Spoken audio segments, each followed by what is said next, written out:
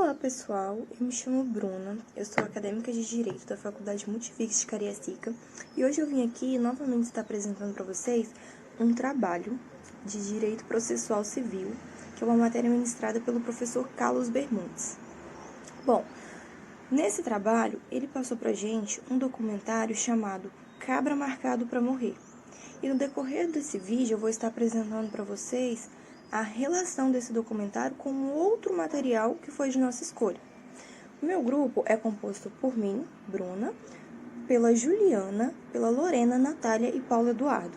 E eles vão dar continuidade também no trabalho. Inicialmente, eu vou estar falando para vocês do atual cenário brasileiro, onde questões políticas e econômicas se sobrepõem às questões agrárias, pois ao longo do tempo elas não foram tratadas com o devido valor que tinham. O documentário dirigido pelo Eduardo Coutinho, que é o Cabra Marcado para Morrer, ele retrata a história de um movimento social em meio ao período ditatorial, onde foi caracterizado pela violação de muitos direitos, pela violência e inúmeros eventos trágicos que marcaram com sangue o processo dos conflitos agrários, que será levado no decorrer da nossa dissertação, no nosso trabalho. Ou seja, é uma história que jamais poderia ser esquecida, pois trata da história do nosso país. Agora vamos a um panorama do contexto agrário brasileiro. Historicamente, o Brasil possui conflitos fundiários desde os primórdios da colonização. Majoritariamente, essa divisão de terras, desde o Brasil colonial até a contemporaneidade, foi marcada com o surgimento de latifúndios, que são grandes propriedades rurais e monoculturas, Um modelo de exploração utilizado pelas sesmarias, onde o Estado cede a terra aos senhores, e eles a sustentam com mãos de obra escrava. Ou seja, esse sistema das sesmarias, esse modelo, ele acabou criando dois grandes grupos, que são os senhores e os escravos. E com essa problemática agrária, no Brasil tiveram diversas revoltas e movimentos em luta por terras, em lutas por direitos. Ou seja, eles buscavam a igualdade, o direito pela divisão das propriedades, a distribuição dessas propriedades rurais e, consequentemente, amenizar a desigualdade social.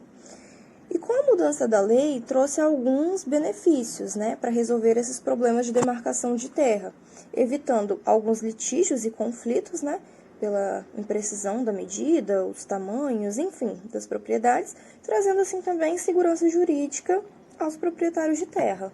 Bom, agora a Lorena vai dar continuidade para vocês.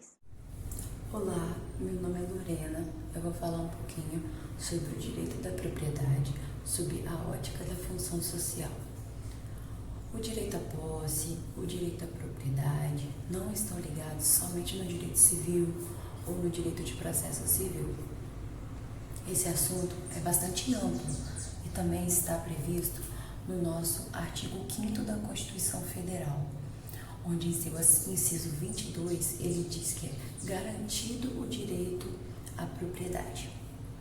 E também em seu inciso 23 ele complementa dizendo que a propriedade ela atenderá à função social.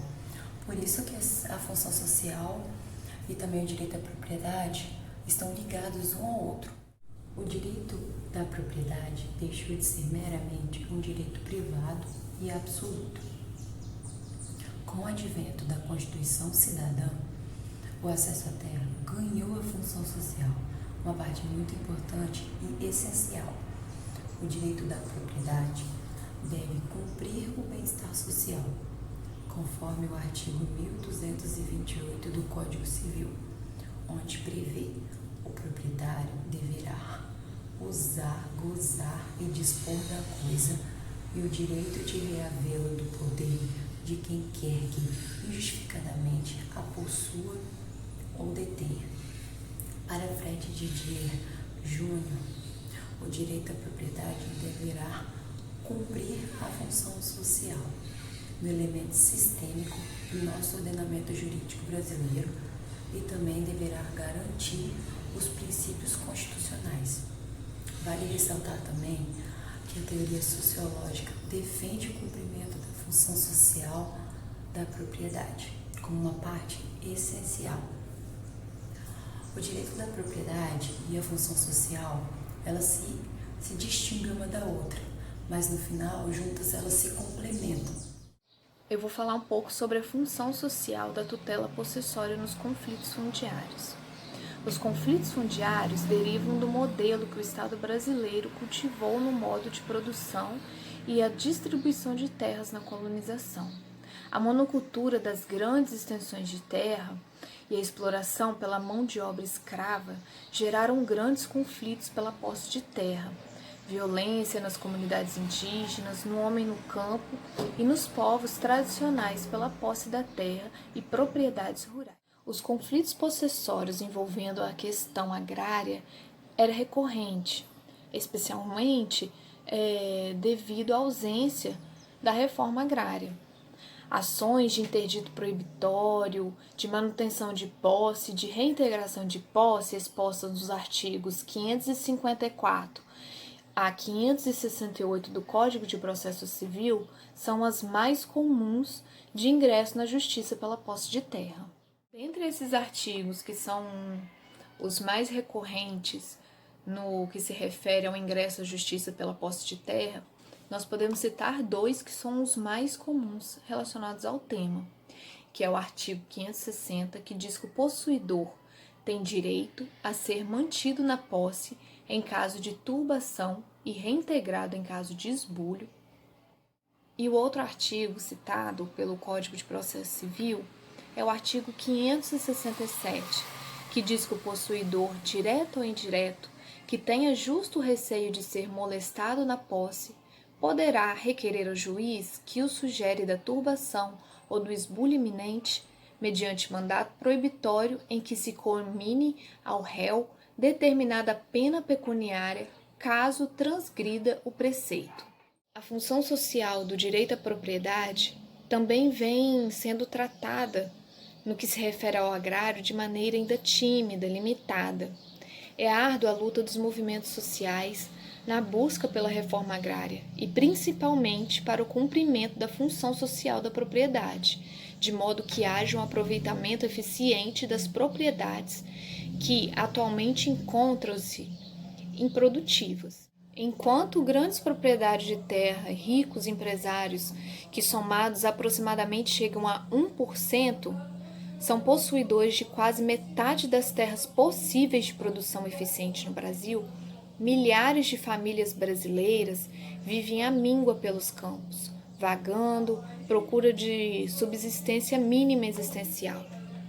No direito agrário, a questão da função social possui um valor ainda maior que no direito civil, que também é muito importante. Entretanto, nas questões agrárias, no direito de propriedade, quando a função social é descumprida, o entendimento mais coerente seria desapropriação do local em ato posterior que seja destinado a fins de reforma agrária. No que se refere ao poder do Estado, o Estado, no cumprimento dos direitos fundamentais estabelecidos pela Constituição Federal, tem o poder-dever de desapropriar uma propriedade improdutiva e direcioná-la a outrem para que cumpra, então, essa função social. Explanação sobre o documentário Um Cara Marcado para o Rei, que luta pela defesa da reforma agrária e na luta pela desigualdade social. Na colonização e exploração no Brasil, a terra era apenas vista como um produto com o intuito de gerar lucro de mercado. A estrutura das grandes propriedades, baseada na monocultura e latifúndio, necessitava de cuidados, e o trabalho escravo como atividade econômica trazia ainda mais vantagens nesse modelo de economia. A elite estatal enriquecia em detrimento do empobrecimento do povo. Esse ciclo perdurou por 3 séculos. Nas primeiras décadas do século XX, o predomínio da economia ainda era rural e sustentada por uma estrutura de poder político monopolizador e autoritário. A crise mundial econômica, que no Brasil chegou no ápice de 1909, expôs a necessidade de mudança da produção do agronegócio no Brasil. O caos estava instalado e a classe mais pobre trabalhadora foi afundada na miséria. Os conflitos no campo com movimentos sociais liderados pelos camponeses se agravavam e a luta pela reforma agrária fortaleceu. Na década de 1950, grande parte da produção era realizada com mão de obra rural.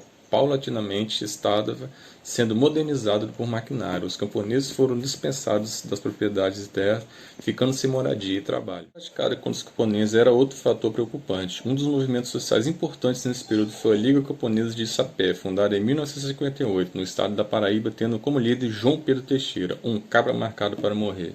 Título do documentário que é retratado pelo cineasta Eduardo Coutinho, que, em Maestrias, convida o espectador a conhecer a batalha pela democratização do acesso a terras camponesas.